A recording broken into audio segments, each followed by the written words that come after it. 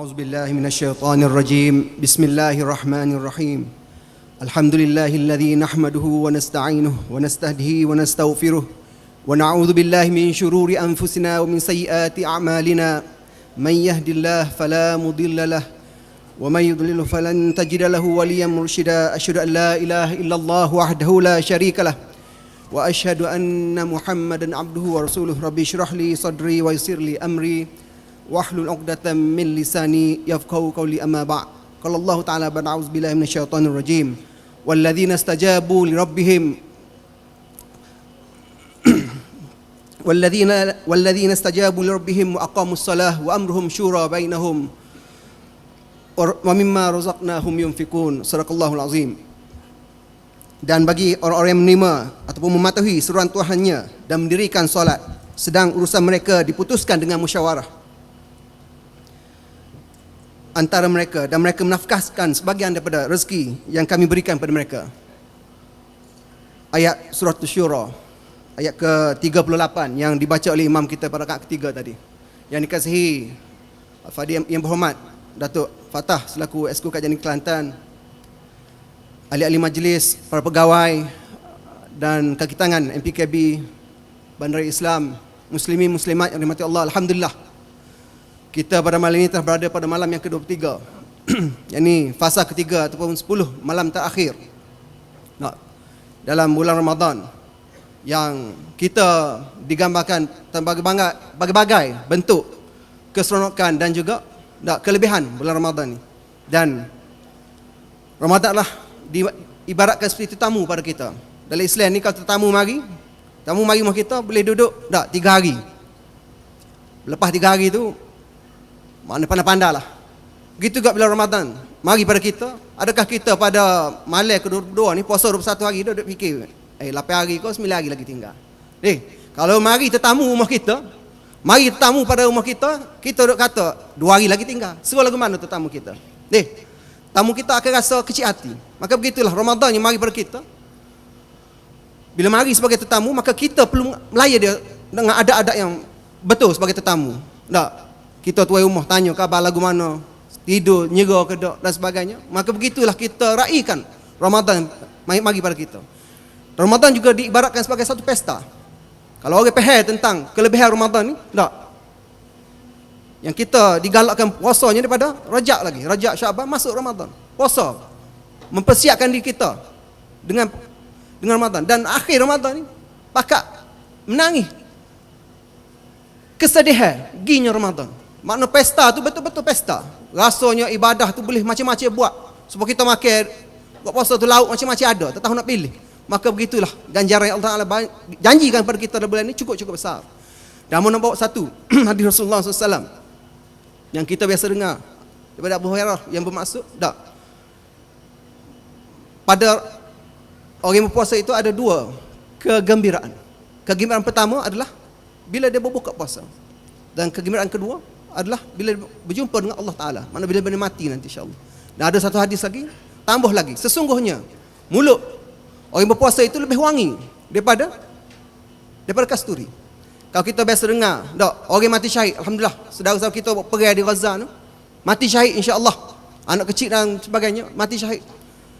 Darah orang mati syahid ni bau dia sama dengan kasturi, tapi mulut orang yang berpuasa dalam Ramadan ni lebih wangi daripada kasturi. Allah Ta'ala nak sebut, gambarkan pada kita bahawa kelebihan puasa itu cukup besar. Makna kalau darah orang yang mati syahid itu super kasturi, Ramadan kita puasa ni lillahi ta'ala ni lebih wangi daripada kasturi. Ambo mungkin ustaz kita boleh kupas lah lagu mana mulut itu lebih wangi, makna seolah-olah gitu. Tapi ambo ingat satu hadis Rasulullah SAW tentang seorang sahabat. Bila meninggalnya sahabat ni dalam satu perang, maka pada 1 tahun, genap 1 tahun akan datang ni, meninggal pula seorang sahabat.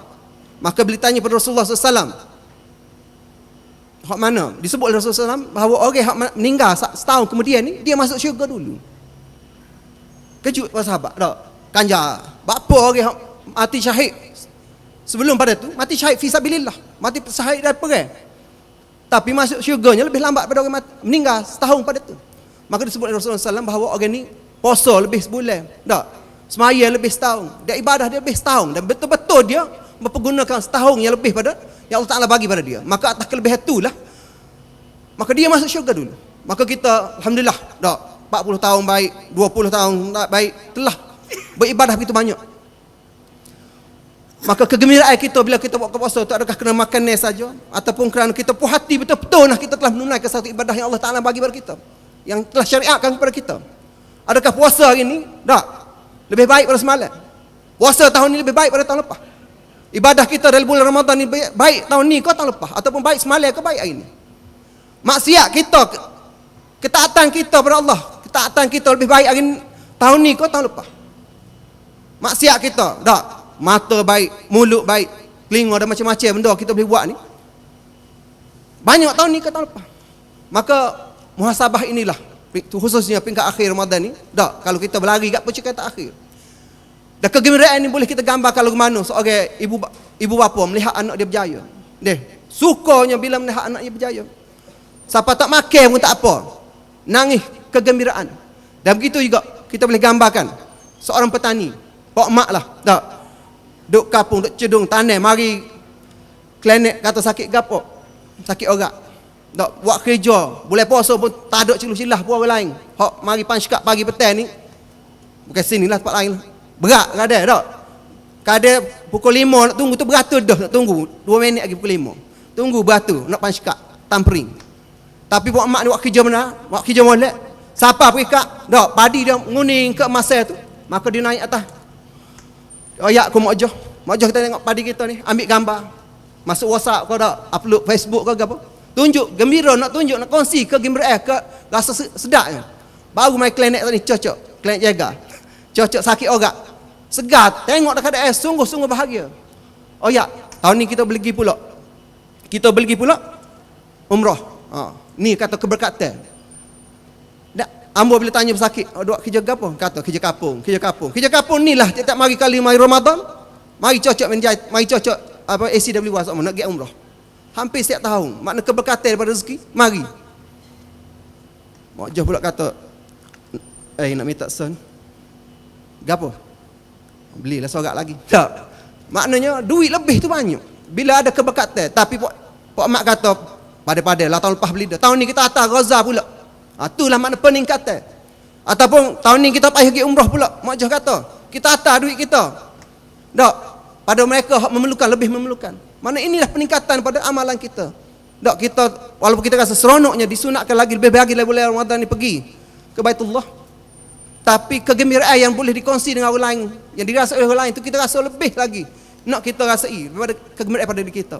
Maka atas dasar itulah yakin, bila kita jumpa kegembiraan macam ni, maka insya-Allah kegembiraan kita bertemu Allah Subhanahu Wa Taala nanti akan lebih-lebih terasa. Tamu-tamunya orang yang memakmurkan masjid, orang yang biasa pergi ke rumah Allah dan juga biasa pergi Mekah, biasa menunaikan umrah dan ibadah haji dan sebagainya, mereka akan lebih rasa kegembiraan lagi. Kalaulah mari depan nanti, mari tanya kita, mu ni mati ke apa? Kecimani. Nak sebut kecimani tu tak tubik ke ada? Perut lebih tinggi pada dada. Hak ni kah masa kita nak jumpa Allah Ta'ala. Dekat kita serba kekurangan, serba di dunia tu. Sebab itulah kita disebutkan makan ni halalan thayyibah. Makan ni bukan setakat halal tapi hak baik, berkadar. Orang darah tinggi tak boleh makan daging. Dengarlah doktor kata. Thayyibah tidak baik untuk kita. Orang hak ada kecimani jangan duk makan gula. Sebab tidak baik, tidak thayyibah untuk kita walaupun halal. Gitu juga. Adakah kita mengamalkan 1/3 makan kita, air dan juga udara? Adakah kita amalkan bulan puasa ni ataupun menghadap belakang air dulu habis? Maka sama-samalah kita muhasabah dalam bulan terakhir ni. Biarlah betul-betul kegembiraan yang kita buka puasa tu akan dijelmakan dengan kegembiraan kita sebenarnya insya-Allah bila kita berhadapan dengan Allah Subhanahu Wa Taala nanti. Wabillahi taufiq wal hidayah. Wassalamualaikum warahmatullahi wabarakatuh.